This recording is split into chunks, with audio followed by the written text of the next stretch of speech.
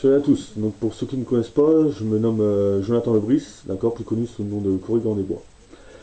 Pourquoi je fais cette vidéo? Tout simplement car je compte porter plainte contre la France, plus précisément je compte porter un recours pour excès de pouvoir, pour non-reconnaissance de ma nationalité, enfin de ma citoyenneté européenne, de nationalité bretonne, d'accord.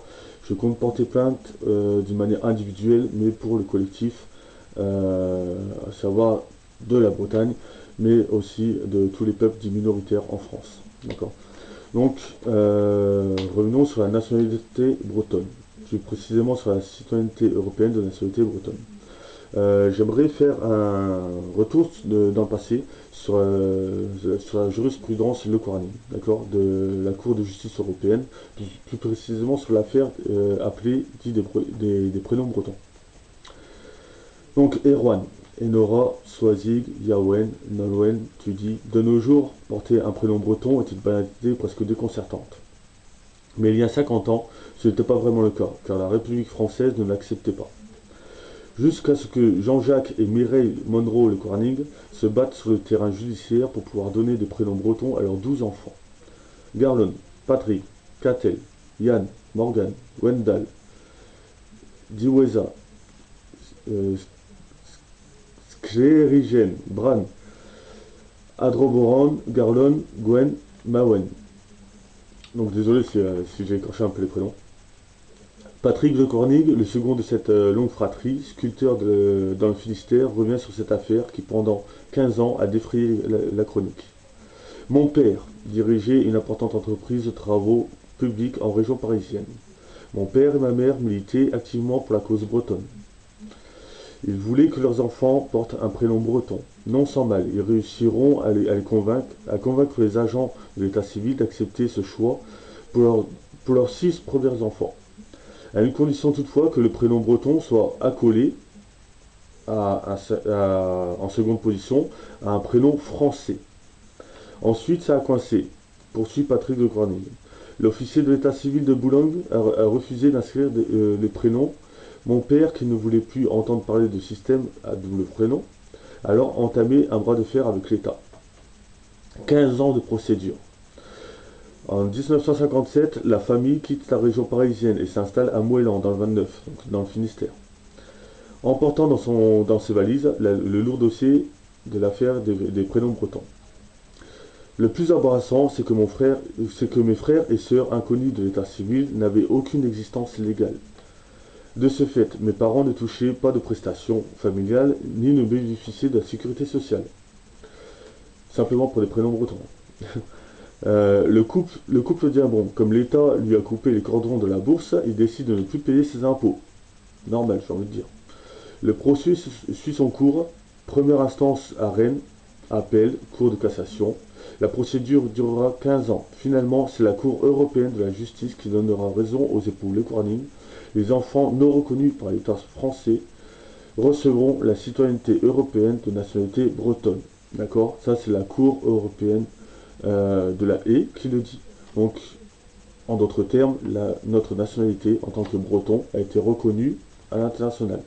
Donc, dès lors, je ne vois pas pourquoi la France me prive arbitrairement de ma nationalité bretonne. Voilà. À ma naissance, mes parents, par exemple, ils n'ont pas eu le choix entre nationalité bretonne ou nationalité française. Et c'est ce que je reproche à l'heure actuelle au gouvernement français. D'accord. Donc s'ensuit la lettre ouverte qui accompagnera la plainte que je vais faire au tribunal administratif de Rennes. C'est la lettre que je vais vous lire. Donc, Monsieur Lebris Jonathan, etc., etc. Lettre ouverte, dont une copie remise au président, au Premier ministre et à la garde des Sceaux, à Monsieur Bernard Cazeneuve, Monsieur le ministre de l'Intérieur. L'objet, reconnaissance de citoyenneté européenne de nationalité bretonne. C'est parti. Donc, Monsieur le ministre, je me permets de vous contacter aujourd'hui car bien que sans surprise, ma demande de reconnaissance par les services d'état civil de citoyenneté européenne de nationalité bretonne a été rejetée. En effet, en date du 22/4/2015, et en toute cohérence des traités internationaux ratifiés par la France et dont pour certains la France dit ambassadrice, je pense notamment à la Déclaration universelle des droits de l'homme, J'ai personnellement entamé les démarches dans le but de réclamer ce qui, étant natif de l'Orient, me revient de droit, à savoir la citoyenneté européenne de nationalité bretonne. Sachez, monsieur le ministre, que cette demande n'a rien de farfelu ou bien encore d'extravagante, mais bien au contraire, et tout ce qu'il y a de plus logique et rationnel, étant elle-même le fruit de recherches préalables, tant en termes de jurisprudence qu'en termes de textes internationaux. Donc concernant la jurisprudence, là je reviens sur l'affaire de Le Cornu. Je fais ici référence au dossier des prénoms bretons. En réalité, affaire concernant la famille Le Cornu. Pendant des années, 6 de leurs enfants seront les parias de l'administration française, privés d'état civil, sans papier, sans existence légale et donc sans droits sociaux ni allocations familiales pour leurs parents qui porteront l'affaire devant l'ONU et la Cour européenne de la Haye. Celle-ci décidera d'accorder à leurs enfants une carte d'identité spéciale avec la mention citoyenneté européenne de nationalité bretonne. L'affaire connaît un retentissement international et crée même un incident diplomatique. Le général de Gaulle venant de lancer sa fameuse phrase Vive le Québec libre, les Canadiens lui répondant, non sans raison, occupez-vous de vos Bretons, nous nous occuperons de nos Québécois. Cette même affaire prouvant donc de fait l'existence et la reconnaissance par les tribunaux internationaux de la citoyenneté européenne de nationalité bretonne. Tribunaux internationaux dont, doit-on encore le rappeler, la France est subordonnée. 2. Application des textes internationaux. Donc je fais donc référence aux textes internationaux, mais attardons-nous, si vous le voulez bien, sur ce qui fait de la France une république, sa constitution. Article 55 de la Constitution française. Là, c'est du copier-coller par rapport à la Constitution.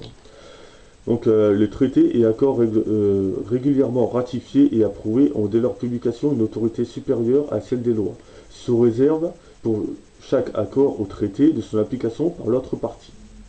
Comprenons donc de ce fait que les textes et traités internationaux, dont je ferai référence ici, seront dès lors supérieurs aux lois françaises en elles-mêmes. Je ferai donc référence en premier lieu à un texte cher à la France pour en être l'ambassadeur de par le monde, la Déclaration universelle des droits de l'homme, d'accord, 1948. Article 15, chapitre 1 et 2. Donc tout individu a droit à une nationalité. Ok, j'en ai une, on m'a forcé d'être français, d'accord. Nul ne peut arbitrairement être privé de sa nationalité, ni du droit de changer de nationalité. Que lisons-nous? Petit a, tout individu a droit à une nationalité. J'ai pour ma part la nationalité française que je n'ai pas choisie, on me l'a imposée. Petit b, nul ne peut être arbitrairement privé de sa nationalité, ni du droit de changer de nationalité.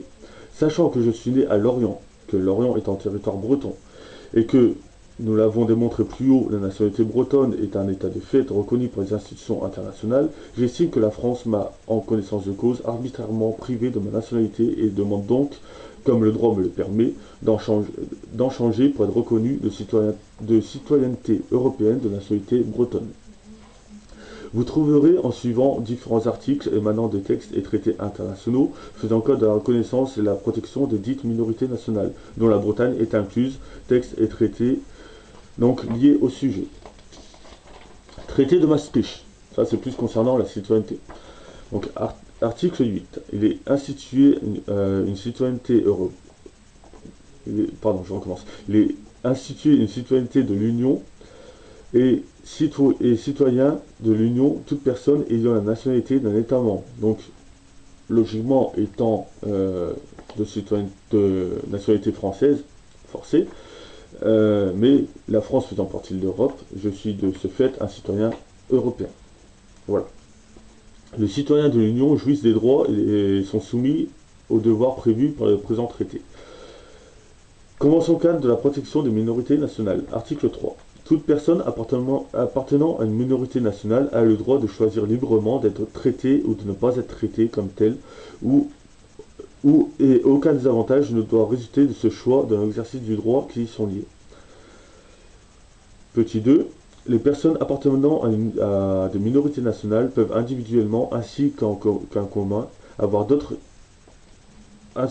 entre autres, d'exercer les droits et la liberté découlant des principes énoncés par la présente convention cadre. Je rappelle que de tous ces traités, textes, etc., la France les a signés. Déclaration des Nations Unies sur les droits des peuples autochtones. Article 1.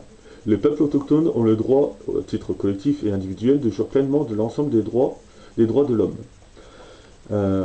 et des libertés fondamentales reconnues par la Charte des Nations Unies, la Déclaration universelle des droits de l'homme et le droit international relatif aux droits de l'homme.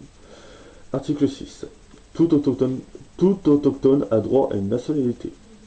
Article 8. Les autochtones, peuples et individus ont le droit de ne pas subir d'assimilation forcée ou de destruction de leur culture. Les États mettent en place le mécanisme de prévention et de réparation efficace visant, petit a, tout acte ayant pour but ou pour effet de priver les autochtones de leur intégrité en tant que peuple distinct ou de leurs valeurs culturelles et de leur identité ethnique. Petit b. Tout acte ayant pour but ou pour effet de les déposséder de leurs terres, territoires et ressources. Petit c. Toute forme de transfert forcé de population ayant pour but ou pour effet de violer ou d'éroder l'un quelconque de leurs droits.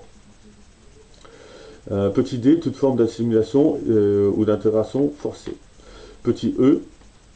Toute forme de propagande dirigée contre eux dans le but d'encourager la discrimination raciale ou ethnique ou d'y inciter. Article 9. Les autochtones, peuples et individus ont le droit d'appartenir à une communauté ou un ensemble autochtone, conformément aux traités et coutumes de la communauté et de la nation considérée. Aucune discrimination, quelle qu'elle soit, ne saurait résulter de l'exercice de ce droit. Donc je ne vous ferai pas l'affront de citer tous les textes protégeant les minorités ou ayant lié à l'autodétermination ou à la discrimination, etc., etc. Je voulais enfin vous rappeler les paroles de M. François Hollande, votre président, concernant le génocide arménien, appelant, je cite, la défense de toutes les minorités. Qu'en est-il dès lors de la défense des minorités présentes au sein de l'Hexagone? Je pense à la Savoie, Pays niçois, Corse, Occitanie, Catalogne, Pays basque et la Bretagne. Qu'en est-il de la reconnaissance de la citoyenneté européenne de nationalité dite minoritaire? Qu'en est-il de ma demande de reconnaissance en tant que citoyen européen de la nationalité bretonne?